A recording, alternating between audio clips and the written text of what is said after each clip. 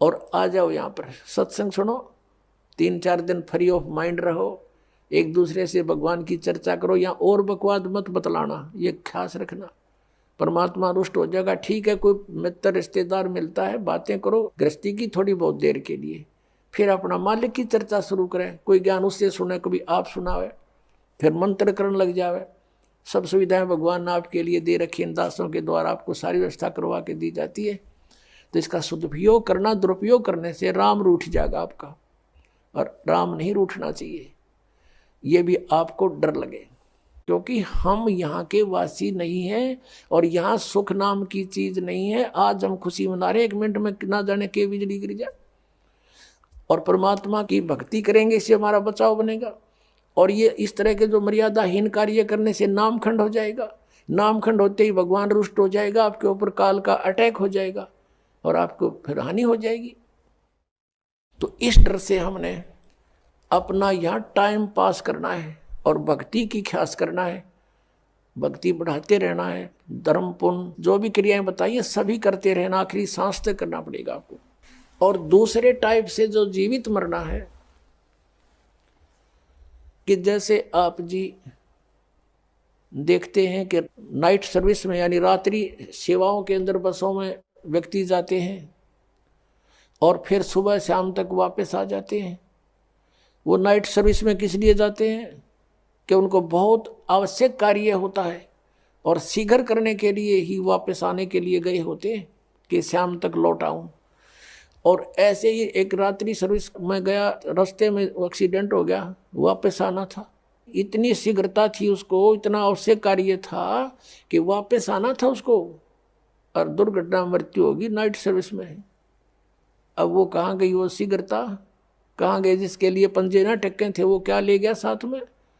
तो आप जी ये सोच लीजिए, जब सतलोक आश्रम बरवाला की तरफ सत्संग निकटावर चलना चाहो तो न्यू सोच लो हमारी मृत्यु होगी आज और इब्बा होगी, और आ जाओ यहाँ पर सत्संग सुनो, 3-4 दिन फ्री ऑफ माइंड रहो, एक दूसरे से भगवान की चर्चा करो, या और बकवाद मत बतलाना, ये खास रखना।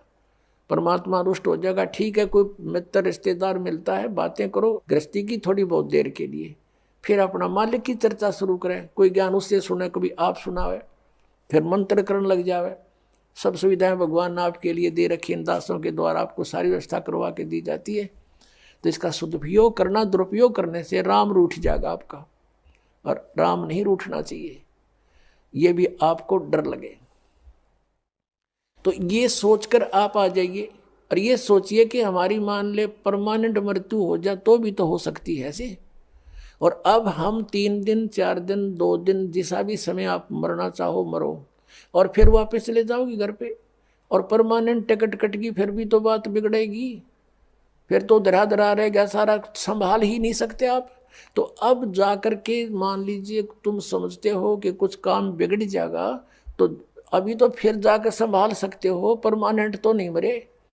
लेकिन जो परमात्मा के लिए सच्चे दिल से आते पुण्यात्माओं, किसी का आज तक काम बिगड़ा नहीं, बने मिलते, लेकिन वो आपकी श्रद्धा पर डिपेंड करेगा। सतगुरु के दरबार में कमी काहे की ना, अंसा मौज नहीं पाता तेरी चूक चाकरी में। इसलिए हम इस माया की दौड़ धूप में जो 99% समय व्यर्थ करते हैं, 99 का अर्थ है कि जैसे दिन में जोड़ तोड़ गया, सपने फिर उसे आएंगे, रात को भी वही टाइम वेस्ट हो रहा है। अब यदि हम भक्ति ज्यादा करेंगे, सत्संग ज्यादा सुनेंगे, तो सपने भी हमने भगवान की वाणी याद आया करेगी, स्वप्न में परमात्मा की चर्चा होगी या सिमरन शुरू हो जाया करेगा, तो हमारा ज्यादा समय फिर भगवान की भक्ति में लगा करेगा, हमारे वजन हल्का हो जाएगा।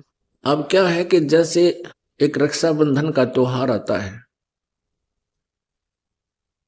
रक्षाबंधन के त्योहार पर बहनें अपने घर जाती हैं, अपने भाइयों के राखी बांध गाती हैं। किस लिए बांधती हैं? कि भैया मेरी रक्षा करना। पुण्यात्माओं, जो रक्षक है उसका तो हमें पता भी कोई नहीं। वैसे तो बहुत जगह ऐसी घटना घटी है। एक बहन बता रही थी कि जी मैं इस आपका उपदेश लेने से पहले अपने घर गई, अपने भाई का राखी बांधन, इकलौता भाई था, और वो क्या हुआ कि मैं घर पहुंची, 1 घंटे के बाद पता चला कि भाई दुर्घटना में मर गया।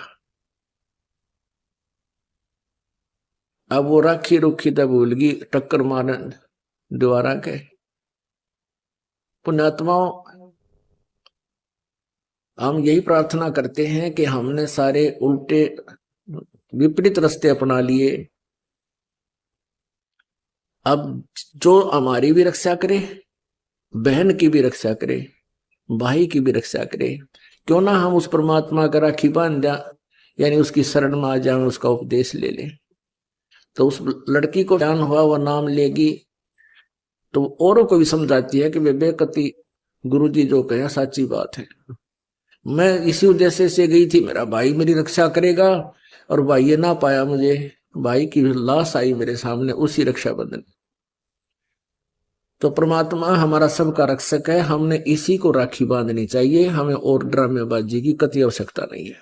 हमारा जो त्योहार है ये सत्संग है, समागम हमारा त्योहार है, और ये महीने में 2-2 बार होता है, 3-3 दिन का होता है। ये त्योहार मनाओ। बाकी त्योहार क्या है, जैसे हम दिवाली मनाते थे, उसका उद्देश्य क्या था कि श्री रामचंद्र जी सीता जी को, रावण को मारकर घर ले आए, खुशी मनाई। और जब सीता गर्भवती निकाल दी घर से, वो दुख ना मनाते तुम? जब सीता जी गर्भवती थी, घर से निकाल दी, वो जब वह सीता सारा जीवन बाहर जंगल में ऋषि के आश्रम में व्यतीत किया, उसके बाद तुमने दुख ना मनाया? तो ये इस तरह की जो कहानियां, ये त्योहार हम बनाने शुरू किए, इनकी हमें आवश्यकता नहीं। अब होली क्या है? होली किस लिए मनाते हैं कि भगवान ने प्रहलाद भगत की उस दिन रक्षा की थी। फिर प्रतिवर्ष वो लाकड़ी फूकते हैं, होली मनाते हैं, क्या फिर रक्षा हो जाएगी आपकी? परमात्मा रक्षा ऐसे ही करेगा जैसे प्रहलाद भगत ने भगवान की भक्ति और सच्चे दिल से की थी। पिता भी मना करे था या भक्ति छोड़ दे, लेकिन अंश ने छोड़ी नहीं कि पिताजी आप गलत कह रहे हो, मार्ग यही सही है, परमात्मा ही हमारा दुख निवारण कर सकता है। इसी बात पे पिता पुत्र की बात बिगड़ गई है, लेकिन प्रहलाद भक्त बीज था, उल्टा नहीं हटा और अंत में विजयी हुआ। ऐसे ही आप जी ने ये भक्ति मार्ग मिल गया जो प्रहलाद के पास था, वो आपको मिल गई भक्ति। इस साधना को करो और मर्यादा में रहो, आपकी भी ऐसी रक्षा करेगा और कर रहा है। यहाँ हजारों की संख्या में ऐसे प्रमाण आपको दिखा दें जहां परमात्मा ने रह रहकर रक्षा की है, पल पल पर रक्षा की है। तो पुण्यात्मा, पहले तो हमने ये इस तरह के जो हमारे अपने आप हमने मकड़ी वाला जाड़ा पूर के इसमें आप फंस बैठे, इसको हल्का करो, इस तरह की ड्रामाबाजी बंद करो, और बीड़ी शराब मांस तमाकू ये कभी भी नहीं छूना चाहिए। ये नर मनुष्य का आहार नहीं था। ये तो मनुष्य जो है ना पशु बना देता है। शराब जो है, तमाकू है, कोई भी जो चीज है नशा करती है, और तमाकू का प्रयोग तो बहुत बुरा बताया है। शराब पीना महादोष है, परस्त्री गमन दुराचार ये महाअपराध है, इस जीव के लिए हानिकारक है। रिश्वत लेना, चोरी करना, ठगी करना, ये इस तरह की जो बकवाद हमने लगाई, इनको हटाना है। क्योंकि जिस कहते हैं नाम खुमारी नानका चढ़ी रहे दिन रात, और भांग तमाकू छोतरा ये तो उत्तर जा प्रभात है। यानी जो शराबाजी का नशा करते हो, भांग का करते हो, या भूखी सुल्फा पीते हो, ये नशा तो कहते हैं सुबेरे समाप्त हो जाएगा। और भगवान की भक्ति का जो अमल है, ये नशा करके देखो, नाम खुमारी नानका, नाम का नशा दिन रात चढ़ा रहता है, परमात्मा के बिना में कुछ भी दिखाई नहीं देता। ये संसार असार नजर आ जाएगा कुछ दिनों में आपको, क्योंकि आपकी ज्ञान वाली आंखियां काम करने लग जाएंगी। जैसे ये शरीर क्या है, इसमें हार्ड मांस और रक्त, विष्टा, पेशाब, बलगम, गंध, ये लपेट के इसके अंदर भर कर ऊपर ये चाम लपेट रखा है, इसके ऊपर ऊपर ऊपर इसने जरा सा खुरच के देख लो अंदर क्या कुबाड़ भरा है इसमें। ये पालिश कर रखी है, हमें मूर्ख बना रखा है। आपको कभी कोई कुत्ता मरा हुआ देखा हो सड़क के ऊपर एक्सीडेंट में, और उसकी आंतें इतने लंबे दूर तक पड़ी और वो चाम सड़क के चिपक जाता है, टट्टी कहीं निकल कर पड़ी हुई है। तो पुण्यात्माओं, यही जुगाड़ आप जी के शरीर में है। और हम इस काल ने हमारे को यहां इतना मूर्ख बना रखा है कि हम इसी शरीर के ऊपर लगे रहते हैं, इसके ऊपर हर तरह से श्रृंगार करने में, फंड करने में। परमात्मा की भक्ति अगर इस मिट्टी तक कर ली तो यह मिट्टी सफल है, अन्यथा इस मिट्टी का कोई यूज नहीं। कहते हैं पशु के चाम की पातन बन जा। पातन कहते हैं जूतों को, और नौबत और नंगाड़ा, यानी पशु के चाम का ये बाजा बजाने के ढोलक ढालक भी बन जाते हैं। लेकिन नरदे ही किसे काम ना आवे, जलबज हो जा छारा। या मनुष्य का चाम तो ये भी काम ना आवे, इतना घटिया है ये शरीर, यदि इससे परमात्मा की भक्ति नहीं की। परमात्मा की भक्ति भी सतनाम से, सच्चे नाम से, पूर्ण संत से उपदेश लेकर की जाए तब इसकी सफलता है। तो कुछ दिनों के बाद आपको यह संसार बिल्कुल असार नजर आने लग जाएगा, आपकी ज्ञान वाली अखियां खुल जाएगी। ये मिट्टी जो हमें मिली है, ये मनुष्य शरीर, ये सस्ता नहीं है। यदि इससे भक्ति की जाती है तो ये बहुत काम की चीज है। भवन मंत्री भक्त की रक्षा परमात्मा ने की। भक्त भवन महामंत्री था, राजा का चाचा था तथा बहुत वफादार था। राणा अपना चाचा होने के नाते तथा निष्ठ कपट से सेवा करने के कारण भवन पर बहुत विश्वास करता था। भवन को परमात्मा पर पूर्ण विश्वास था। एक अन्य मंत्री चाहता था कि मैं महामंत्री बनूं तो सब कमांड मेरे हाथ में आ जाए। अब महामंत्री भवन के अधीन रहना पड़ता है, वह जो कहता है वही करना पड़ता है। मेरी नहीं चलती। राजा के सामने महामंत्री भवन की निंदा करता रहता था, परंतु राजा को विश्वास नहीं हो रहा था कि मेरे चाचा मेरे विरुद्ध चल सकता है या मेरे राज्य को हड़पना चाहता है। परंतु दुष्ट मंत्री को चैन नहीं था। राजा महामंत्री भवन को शिकार करने के समय या किसी अन्य शहर में जाना होता था तो साथ साथ में रखता था। शिकार करने जाते थे। भवन जीव नहीं मारना चाहता था, परंतु राजा को नाराज भी नहीं करना चाहता था। इसलिए काष्ठ यानी लकड़ी की तलवार बनाकर लोहे की मयान में डाल रखी थी। बाहर से तो तलवार तेज धार वाली लगती थी, अंदर लकड़ी का टुकड़ा था। भवन शिकार के समय राजा से दूसरी ओर घोड़ा दौड़ा ले जाते थे। कोई जीव हिंसा नहीं करते थे। भवन का परमात्मा पर अटूट विश्वास था। जो भी कार्य गलत होता तभी कहते थे कि परमात्मा जो करता है अच्छा करता है, अच्छा हुआ, चलो अच्छा हुआ। किसी ने मंत्री को बताया कि भवन महामंत्री ने लकड़ी की तलवार ले रखी है, कहता है कि जीव हिंसा नहीं करनी चाहिए। चापलूस मंत्री ने भवन के पीछे से उसकी तलवार देखी, वास्तव में लकड़ी की थी। एक दो को और दिखाई, तीन चार ने आंखों देखी। चापलूस मंत्री ने सबसे कहा कि भवन अपने भतीजे को मरवाना चाहता है, स्वयं राज्य चाहता है। भाइयों, मेरे साथ राजा के पास चलो। मंत्री अपनी मंडली को लेकर राजा के पेश हुआ। सबने एक सुर में कहा कि राजन, हम आंखों देखकर आए हैं। भवन आपका रक्षक नहीं है, आपको धोखा दे रहा है। काष्ठ की तलवार ले रखी है, आप स्वयं मंगाकर देखें, हम पर विश्वास ना करो। राजा ने कहा कि यदि भवन की तलवार काष्ठ की मिली तो सबके सामने उसकी गर्दन काट दूंगा। राजा ने सब मंत्री तथा महामंत्रियों को आदेश दिया कि दूसरे शहर में जाना है। सब अपने अस्त्र शस्त्र लगाकर आधे घंटे में तैयार होकर ड्योढ़ी द्वार पर हाजिर हों। सब अपनी अपनी तलवार व अन्य शस्त्र लेकर ड्योढ़ी द्वार पर खड़े हो गए। राजा आए और बोले, सब मंत्री महामंत्री तथा अन्य अंगरक्षक अपनी अपनी तलवार लेकर एक पंक्ति में खड़े हो जाएं। ऐसे ही हो गया। राजा प्रत्येक के पास जाकर कहे कि अपनी तलवार की धार चेक कराओ, तुमने धार ठीक से बनवा रखी है कि नहीं। सबकी तलवार लोहे की थी। जब भवन का नंबर आया तो भवन को लग रहा था कि चंद मिनटों का जीवन शेष है, परमात्मा को याद कर लूं। भवन परमात्मा का नाम जो गुरु जी से ले रखा था जाप करने लगा। राजा ने कहा कि महामंत्री तलवार मयान से निकालो। बवन को नहीं पता लगा कि कब तलवार मयान से बाहर निकली। वह तो अंतिम सांस ले रहा था। ज्यों ही बवन ने पूरे बेग के साथ तलवार मयान से बाहर निकाली तो तलवार लोहे की थी। उसकी चमक आंखों को ऐसे लग रही थी जैसे आकाशीय बिजली का चमका लगा हो। देखने वाले जो आंखों देख चुके थे कि बवन की तलवार काष्ठ की थी, उनको अपनी आंखों पर भरोसा नहीं हो रहा था। इस घटना के पश्चात बवन की आस्था परमात्मा में पूर्ण रूप से दृढ़ हो गई, परंतु दुष्ट मंत्री बाज नहीं आया। परमात्मा जो करता है अच्छा करता है। एक दिन राजा व महामंत्री और मंत्री कहीं जाने को तैयारी में खड़े थे। राजा मंत्री से बातें ही में कर रहा था तथा तलवार को निकालकर उसकी धार देखने लगा। बातों में व्यस्त होने के कारण राजा को ध्यान नहीं रहा। Page number 217।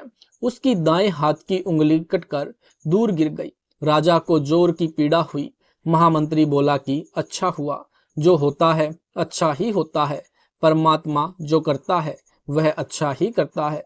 उस दिन राजा को लगा कि वास्तव में महामंत्री के मन में दोष है। यह मेरा अहित चाहता है। चापलूस मंत्री को मौका मिल गया। राजा के लिए वैद्य बुलाकर लाया। कहने लगा, हे राजन, देख लिया आपने, सुन लिया आपने अपने कानों से। राजा ने आदेश दिया कि महामंत्री को जेल में डाल दो। चापलूस मंत्री को महामंत्री बना दिया। 6 महीने में राजा की उंगली का जख्म भर गया। राजा के दाएं हाथ में केवल 3 उंगलियां थी। नए महामंत्री को साथ लेकर राजा शिकार करने गया। जंगल में शिकार के पीछे घोड़े दौड़ा रखे थे। राजा तथा महामंत्री दोनों सेना से दूर गहरे जंगल में चले गए। आगे कुछ जंगली व्यक्ति मिले। उन्होंने दोनों को घेर लिया तथा पकड़कर रस्सों से बांधकर घर पर ले गए। जंगली व्यक्तियों ने देवी को नर बलि चढ़ाने का संकल्प कर रखा था। पुरोहित को बताया कि 2 व्यक्ति पकड़कर लाए हैं। पुरोहित ने कहा कि अच्छी बात है, दोनों की बलि चढ़ा देंगे। देवी अधिक प्रसन्न होगी, परंतु जांच करो कि इनका कोई अंग भंग ना हो। जांच करने पर पाया कि एक व्यक्ति की 1 उंगली नहीं है, कटी हुई है। पुरोहित बोला कि जिसकी उंगली कटी है उसे जाने दो, वह बलि के योग्य नहीं है। दूसरे को तैयार करो। देखते देखते चापलूस मंत्री का सिर काटकर पत्थर की मूर्ति पर चढ़ाकर फिर पकाकर खाने के लिए ले जाने लगे। राजा ने तेजी से भागा, सीधा कारागार में गया जहां महामंत्री बंद था। उसे कैद मुक्त किया तथा आप बीती बताई और कहा कि आप ठीक कह रहे थे कि जो होता है अच्छा ही होता है। यदि उस दिन मेरी उंगली न कटी होती तो आज मेरी मौत होती। राजा ने महामंत्री से प्रश्न किया कि मेरी उंगली कटी तो मेरी जान बची। मेरे लिए तो अच्छा हुआ, परंतु आपको 6 महीने की कैद का कष्ट भोगना पड़ा। आपके लिए क्या अच्छा हुआ? महामंत्री ने कहा कि 6 महीने की कैद से मेरी जान बच गई। यदि मैं कैद में ना होता तो आपके साथ जंगल में जाता, उस मंत्री की जगह मेरी बलि चढ़ती। राजा ने अपनी गलती की क्षमा याचना की, उसे अपना पुण्य महामंत्री बनाया। आत्मज्ञान बिना नर भटके। जब बहन मीराबाई जी घर त्याग कर जा रही थी तो रास्ते में कुछ व्यक्ति एक गुफा के द्वार के सामने बैठे थे। मीराबाई ने उनसे वहां इकट्ठे होने के कारण जाना तो बताया कि इस गुफा के अंदर एक महात्मा रहता है। वह कभी कभी बाहर आता है। जिसको दर्शन हो जाते हैं उसका कल्याण हो जाता है, परंतु महिलाओं को दर्शन नहीं देते। मीराबाई ने कहा कि मैंने तो सुना है कि पुरुष तो एक परमात्मा ही है, अन्य तो शरीर बदलकर स्त्री और पुरुष बनते रहते हैं। यदि कोई दूसरा पुरुष पृथ्वी पर है तो मैं उसके दर्शन करने के लिए जाऊंगी। महात्मा का विशेष सेवक था, केवल वह गुफा में जा सकता था। केवल सेवक से महात्मा पता कर लेता था कि कोई स्त्री तो बाहर नहीं बैठी है। सेवक ने बताया कि एक साध्वी आई है, वह कहती है कि मैं तो दर्शन करके ही जाऊंगी। महात्मा बाहर आया। मीराबाई ने कहा कि महाराज, मैं जानना चाहती हूँ कि इस 5 तत्व के बने मानव शरीर में स्त्री तथा पुरुष के तत्व में अंतर क्या है। Page number 218। केवल एक पुरुष है, परमात्मा। आप अन्य पुरुष कैसे हो? आत्मा शरीर धारण करती है, नर और मादा का अभिनय करती है। महात्मा को अपनी गलती का एहसास हुआ। गुफा छोड़कर मीराबाई के साथ जाकर संत रविदास जी से दीक्षा ली। आत्मज्ञान। आत्मा स्त्री और पुरुष की एक ही है। जैसे स्वांगी स्वांग करते हैं, स्त्री और पुरुष बनकर अभिनय करते हैं। ऐसे आत्मा कर्मों के अनुसार नर मादा का अभिनय करती है। पारख के अंक की वाणी नंबर 61 से 62। गरीब पीपा धना रेदास थे, सदन कसाई कोनी, अविगत पूर्ण बरम को कहा करी अनहोनी। गरीब रंका बंका तिर गए, नामा छिपा ने, ऊंचे कुल को कोसना, जहाँ भक्ति नहीं परवे। सरलार्थ, परमात्मा की भक्ति किसी भी जाति व धर्म का स्त्री पुरुष कर सकता है। जो ब्राह्मण लोग यह कहते थे कि शूद्र जाति वाले मंदिर में प्रवेश नहीं कर सकते, ग्रंथ को हाथ नहीं लगा सकते, उनके द्वारा फैलाए धर्म का निवारण करते हुए कहा है कि नागौर शहर यानी राजस्थान प्रांत में राजा पीपा सिंह ठाकुर था, जो भक्त बना। राजस्थान प्रदेश में भक्त धन्ना था, जो जाट जाति से था, भक्त बना। भक्त रविदास चमार जाति से था, जो भक्त बना। सदना कसाई का कार्य करता था, ज्ञान हुआ, भक्त बना। पाप करना त्याग दिया, भक्त रंका तथा उसकी धर्म पत्नी बंका दोनों भक्त बने, जो अति निर्धन थे। कथा सुमरण के अंक की वाणी नंबर 108 के सरलार्थ में है। जो ऊंचे कुल में जन्मे हैं और परमात्मा की भक्ति नहीं करते, उस ऊंचे कुल को धिक्कार है। वाणी नंबर 63 से 66 का सरलार्थ पहले पांडव यज्ञ के प्रकरण में कर दिया था। वाणी नंबर 67 से 76 का सरलार्थ। इन वाणियों का संक्षिप्त वर्णन इसी पारक के अंक की वाणी नंबर 28 के सरलार्थ में कर दिया है। सरलार्थ, जो कहते हैं कि काशी में मरने वाले मुक्ति प्राप्त करते हैं और मगहर में मरने वाले नरक जाते हैं, यह गलत है। सबका मालिक कुलधनी यानी पूर्ण परमात्मा कबीर जी मगहर से सतलोक गए। भूमि के कारण मुक्ति की इच्छा से यानी भरोसे से विश्वास पर जीवन नष्ट कर जाते हैं। Page number 219। पारक के अंक की वाणी नंबर 77 से 84 का सरलार्थ। सरलार्थ, जो कहते हैं कि मथुरा वृंदावन में जाने से मुक्ति होती है, वे सुनो। इसी मथुरा में जहाँ श्री कृष्ण लीला किया करते थे, आप उस स्थान पर जाने मात्र से मोक्ष मानते हो। उसी मथुरा में कंस, केशी यानी राक्षस तथा चाणूर यानी पहलवान भी रहते थे, जो श्री कृष्ण से ही मारे थे। इसलिए सत्य साधना करो और जीव कल्याण कराओ, जो यथार्थ मार्ग है। कोई जगन्नाथ के दर्शन करके और एकादशी का व्रत करके मोक्ष मानता है, यह गलत है, शास्त्र विरुद्ध है। कोई काशी नगर में, कोई गया नगर में जाने से मोक्ष कहते हैं, वे भूल में है। यदि पूर्ण सतगुरु की शरण नहीं मिली है तो मोक्ष बिल्कुल नहीं होगा। जब तक तत्वदर्शी सतगुरु नहीं मिलेगा, शंका समाप्त नहीं होगी। सब अपने स्वभाववश भक्ति मार्ग पर चल रहे हैं, जो व्यर्थ है। एक जवासे का पौधा है, वह बारिश के दिनों में यानी जल से सूख जाता है। सब पौधे जल से हरे भरे होते हैं, परंतु जवासा का पौधा जल से नष्ट हो जाता है। इसी प्रकार कर्महीन व्यक्ति सत्य ज्ञान सुनकर जल मरते हैं, झगड़ा करते हैं, बिल्कुल नहीं मानते। अन्य पुण्यात्माएं सत्य ज्ञान सुनकर गदगद होते हैं, कल्याण करवा लेते हैं। गीता अध्याय 9 श्लोक 25 वाला प्रकरण है, जिसमें कहा है कि यान्ति देवव्रता देवान पितॄन यान्ति पितृव्रता भूतानि यान्ति भूतेज्या यान्ति मद्याजन्य अपि माम। अर्थात देवताओं को पूजने वाले देवताओं को प्राप्त होते हैं, पितरों को पूजने वाले पितरों को प्राप्त होते हैं, भूतों को पूजने वाले भूतों को प्राप्त होते हैं। मेरा पूजन करने वाले भी मुझे प्राप्त करते हैं। गरीब राम रमे सो राम है, देवत रमे स देव, भूतों रमे सो भूत है, सुनो संत सुर भेव। अर्थात जो परमात्मा की भक्ति करते हैं, वे परमात्मा जैसे गुणों वाला अमर पद प्राप्त करते हैं, अर्थात परमात्मा कबीर जी को प्राप्त होते हैं। जो देवताओं की भक्ति करते हैं, वे देवताओं जैसे गुण वाले हो जाते हैं। जन्म मरण सदा रहता है, स्वर्ग जाते हैं, पुण्यों को खर्च कर पुण्य जन्म मरण के चक्र में गिरते हैं। जो भूतों की पूजा करते हैं, श्राद्ध निकालते हैं, पिंडदान करते हैं, अस्थि उठाकर गंगा पर मुक्ति के लिए जाते हैं, 13वीं महीना आदि क्रियाक्रम करते हैं, पितृ बनते हैं और महाकष्ट उठाते हैं, फिर नरक में जाते हैं। 84 लाख प्रकार के प्राणियों के शरीरों में कष्ट भोगते हैं। Page number 220। वाणी नंबर 85 से 95 का सरलार्थ।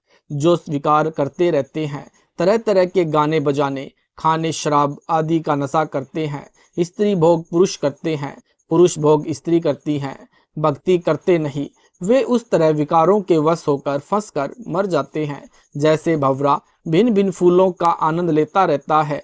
शाम के समय फूल बंद हो जाता है, भंवरा उसमें फंसकर मर जाता है। संतों की संगत करने से जीव को शांति मिलती है, मोक्ष मिलता है। जैसे चंदन के वृक्ष के तने में शीतलता होती है, सर्प को विष के कारण गर्मी लगती है। गर्मी के मौसम में चंदन के वृक्ष के तने के चारों ओर सर्प लिपटे रहते हैं, यानी मलागे चंदन में शीतल करने का गुण है। चांद में भी रात्रि में शीतलता का आभास होता है। ऐसे यानी सलील शांत संत हैं जो शरणागत की तपत बुझाते हैं। साधक का ध्यान सदा ऊपर परमात्मा के सुख सागर सतलोक में रहता है। वे पृथ्वी पर इधर उधर भ्रमण नहीं करते, तीर्थों धामों पर नहीं जाते, सत्य साधना करते हैं। परमात्मा कबीर जी का यह भक्ति मार्ग है। जीव सतलोक की सैल करता है। इसके अतिरिक्त अनेकों पंथ तथा उनके कुल यानी गद्दी परंपरा है। किसी को सतलोक वाली गली अर्थात मार्ग का ज्ञान नहीं है। वाणी नंबर 96। गरीब त्रिलोकी का राज सब जे जी को कोई दे, लाख बधाई क्या करे नहीं सतनाम से नहीं। सरलार्थ, यदि कोई सत्य साधना परम पिता परमेश्वर कबीर जी की नहीं करता है, यदि उस जीव को 3 लोक का राज्य भी मिल जाए तो उसे चाहे लाख बार बधाई दी जाए, नरक में जाएगा। उसका भविष्य अंधकार में है। वाणी नंबर 97। गरीब रतन जड़ाऊ मंदिर है, लख जो जन स्थान, साकट सगा न भेटिए जे होए इंद्र समान। Page number 221। सरलार्थ, जो रिश्तेदार साकट है यानी नास्तिक है, उसका 1 लाख योजन में स्थान यानी पृथ्वी का मालिक हो, उसके यानी मंदिर हम महलों में रतन जड़े हों, चाहे वह स्वर्ग के राजा इंद्र जैसा ऐश्वर्यवान हो, वह रिश्तेदार कभी ना मिले। जो परमात्मा से दूर है, उसके प्रभाव में आकर कच्चा भक्त भक्ति त्याग कर नरक का भागी बन जाता है। वाणी नंबर 98 और 99। गरीब संख कल्प जुग जीवना, तत्न दर्श्या जींज, आन उपासा करते हैं ज्ञान ध्यान पर पंच। गरीब मारकंड की उम्र है, रब में जुर्या नतार, पीव व्रत में खाली गए साहिब के दरबार। असरलार्थ, यदि कोई संकल्प तक जीवित रहे, ज्ञान जरा सा भी नहीं है, तत्व ज्ञानहीन है, सत्य भक्ति से वंचित है, जो वह लंबा जीवन भी व्यर्थ है। यानी एक कल्प में 1008 चतुर्युग होते हैं, यानी ब्रह्मा का 1 दिन। मारकंडे ऋषि की लंबी आयु थी। यदि मारकंडे ऋषि जितनी लंबी आयु है परमात्मा से संपर्क हुआ नहीं होता, यानी सत्य साधना की नहीं तो व्यर्थ है। पियव्रत नाम का राजा था, उसने 11 अरब वर्ष तक तप किया, यानी शास्त्र विधि त्याग कर मनमाना आचरण किया। तप के बदले 11 अरब वर्ष का राज्य सुख भोग कर परमात्मा के दरबार में खाली होकर गया, नरक में डाला। यानी 1 योजन 12 किलोमीटर का होता है। वाणी नंबर 100 से 107 का सरलार्थ। परमात्मा कबीर जी द्वापर युग में करुणा में नाम से प्रकट थे। तब सुपच सुदर्शन वाल्मीकि को उपदेश देकर पार किया। गोरखनाथ को भी समझाया। जिन जिन साधकों ने जिस सतर की साधना तन मन से की तो उनको उस सतर का लाभ मिला। जैसे भिल्ली गौरी तथा शटदलीप जो दशरथ राजा का पिता था, रामचंद्र का दादा था, उसको पता चला कि मेरी केवल 2 मुहूर्त आयु शेष है। उसने 2 मुहूर्त यानी घड़ी सच्ची लगन से सच्ची तड़फ से साधना की तो स्वर्ग गया। इस प्रकार शबरी भिल्ली पार्वती तथा शटदलीप ने जैसी भक्ति की वैसा फल मिला। तीनों को कोई शंका नहीं। राजा परीक्षित को 7 दिन सुखदेव ऋषि ने भागवत सुधा सागर सुनाई थी। स्वर्ग तक गए। दुर्वासा ऋषि भगवान श्री कृष्ण के गुरु थे। वे स्वर्ग में तो चले गए, वहां उर्वशी की दुद्धि को भंवरा बनकर काट लिया।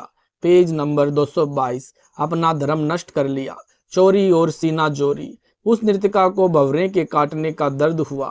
हाथ से बूंद को दूर फेंका तो स्वर्ग की धरती पर पटक से गिरा। अपनी बेइज्जती मानकर उर्वशी को श्राप दे दिया कि तू पृथ्वी पर गधी बनेगी। इतना दुष्ट था दुर्वासा और ऋषि की पदवी प्राप्त था। श्राप देने का उद्देश्य यह था कि तूने मेरे से तो मिलन नहीं किया, अब गधी बनेगी और गधों से मिलन किया करेगी। तब तेरी इज्जत कहाँ जाएगी जो तूने मुझे नकार दिया, सभा में अपनी बेइज्जती मानकर ऐसा किया। पृथ्वी पर दुर्वासा ऋषि ब्रह्मचारी बना फिरता था, स्वर्ग जाकर पकड़ा गया। जो उस उर्वशी को श्राप दिया उसका दंड भी दुर्वासा को मिला। पूर्ण परमात्मा कबीर जी ने गिद्ध तथा ब्याध को उनकी भक्ति अनुसार लाभ दिया। गणिका यानी वेश्या का उद्धार किया। बलि राजा की यज्ञ में बावना बने, फिर विशाल रूप किया। गज तथा मगरमच्छ युद्ध कर रहे थे तो उनकी भी गति भक्ति अनुसार की। द्रौपदी का चीर भी परमात्मा कबीर जी ने बढ़ाया। द्रौपदी श्री कृष्ण की भगत थी, इसलिए बड़ाई कृष्ण को मिली। परमात्मा कबीर जी सर्वलोकों में सब स्थानों में विद्यमान है। वाणी नंबर 108 से 111 का सरलार्थ। जिस समय ऋषि दुर्वासा राजा दुर्योधन की बात मानकर पांडवों जो 12 वर्ष का वनवास काट रहे थे उनको श्राप देने के लिए 88,000 साथी ऋषियों को लेकर वन में गए, तब परमात्मा कबीर जी श्री कृष्ण रूप बनाकर पांडवों के डेरे में पहुंचे गए थे। साग पत्र यानी बथुए के साग का पत्ता भोजन के पात्र में शेष बचा था, उसको पानी में डालकर घोल कर वह पानी पिया। 88,000 ऋषि दुर्वासा ऋषि समेत इतने छके कि पेट में अफारा आ गया। जैसे गधे लेट गड़गाते हैं ऐसे सब ऋषि जन वह दुर्वासा ऋषि भोजन हजम करने के लिए लेट लगा रहे थे। भोजन का स्वाद बता रहा था कि खीर, हलवा, मांडे यानी पतली रोटी, फल मेवे सब छिक छिक कर खाए हैं। कबीर परमेश्वर जगत सेठ हैं यानी संसार में सबसे धनी है। सब शाह यानी साहूकारों का साहूकार है। परमात्मा की शक्ति सर्वव्यापक है, वह निराकार है। परमात्मा निराकार है। परमात्मा की शक्ति कण कण में समाई है। परमात्मा यानी लूथ, गोठ तथा दीर्घ यानी बड़ा जिस भी रूप में है वह नर जैसे आकार का है। सतगुरु वही है जिसकी बताई साधना से साधक का मोक्ष होता है। यदि कोई मोक्ष चाहता है तो सत्पुरुष यानी परम दिव्य पुरुष की सत्य भक्ति शास्त्रों में वर्णित करे। यदि जो कोई सत्य साधना का ज्ञान रखता है तो परम पुरुष की भक्ति करो। सत्य नाम के स्मरण में लगन लगाकर स्मरण करके दिल के दर्पण यानी अंतकरण को साफ करें। पेज नंबर 223, वाणी नंबर 112-113। गरीब शिव का गण सेवन करे, मुर्गलील तिस नाम, बहु उत्पात करत है, पल पल आठों जाम। गरीब सिद्धि शक्ति दिखाए कर, कोटि नगर नष्ट कर देत, कीनच नाम एक संत की, लगी ताश के फेट। सरलार्थ, काल द्वारा भ्रमित साधक शास्त्र विरुद्ध साधना करते हैं जिससे सिद्धियां प्राप्त हो जाती है। उनसे चमत्कार दिखाकर जनता में प्रशंसा के पात्र बन जाते हैं। सिद्धियों द्वारा हानि करके पूज्य बन जाते हैं। एक साधक शिव जी की साधना करके शिव जी के लोक में गण की उपाधि प्राप्त करता था। उसने सिद्धि शक्ति से बहुत उत्पात मचा रखा था। उसका मुर्गलील नाम था। उसने अनेकों नगर सिद्धि से नष्ट कर दिए थे। एक किरंच नाम के संत ने उसकी सिद्धि विद्या काट कर उसे अचेत कर दिया। सचेत होकर क्षमा याचना की। सहज समाधि कैसे लगती है। पारक के अंक की वाणी नंबर 114 से 116 का सरलार्थ। परमात्मा कबीर जी ने अपनी प्रिय आत्मा संत गरीबदास जी को तत्व ज्ञान पूर्ण रूप से बताया था। संत गरीबदास जी ने उसे बताया है। परमात्मा कबीर जी का एक भगत नाम का जाप करे तथा नाम के स्मरण में ध्यान लगाए। सतलोक के सुख को याद करके रह रहकर उसकी प्राप्ति के बाद के आनंद की कल्पना करे। सतलोक के ऊपर ध्यान रहे, स्मरण करे, तब नाम पर ध्यान रहे। इसे सहज समाधि कहते हैं। उदाहरण बताए हैं। किसान हल चलाता हुआ बीज बो रहा था। कई किसानों के खेत एक गांव के दूसरे गांव को जाने वाले रास्ते पर होते हैं। किसान बीज भी बो रहा था। रास्ते पर चलते यानी पंथी पैदल यात्री से बातें भी कर रहा था।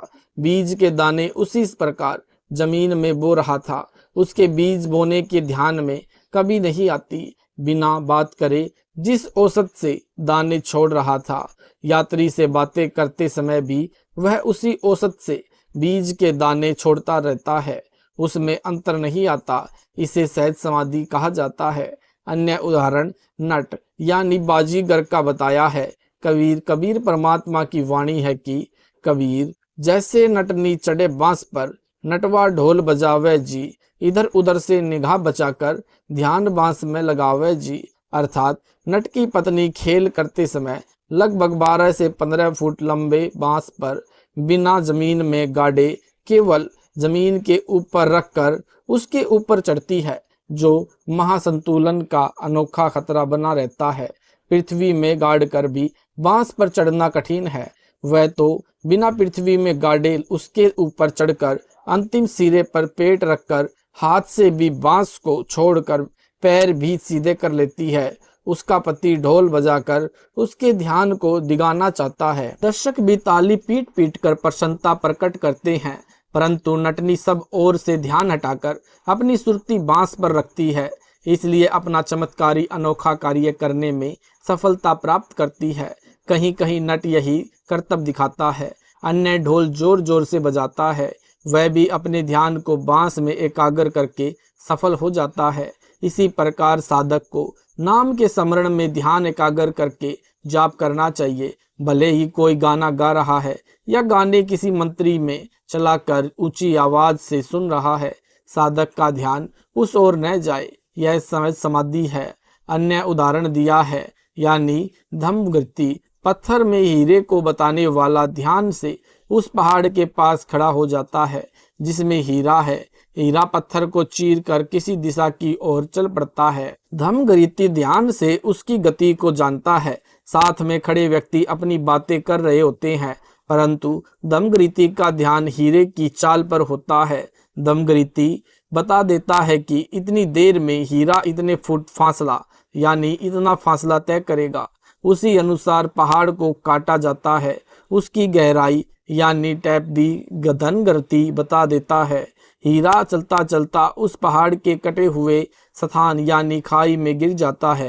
हीरे का व्यापारी उसे प्राप्त कर लेता है। साधक को परमात्मा के नाम रूपी हीरे पर निरंतर ध्यान रखकर परमात्मा रूपी लाल को प्राप्त करना चाहिए। सत साहिब जी, आपने सुने संत रामपाल जी महाराज जी के मंगल प्रवचन, उनके द्वारा लिखी गई पुस्तक मुक्ति बोध से। अगर आपको यह वीडियो अच्छा लगा तो वीडियो को लाइक करें, शेयर करें, कमेंट करें। ऐसे ही वीडियो देखने के लिए हमारे चैनल को सब्सक्राइब करें। सत साहिब जी, मिलते हैं अगली वीडियो में।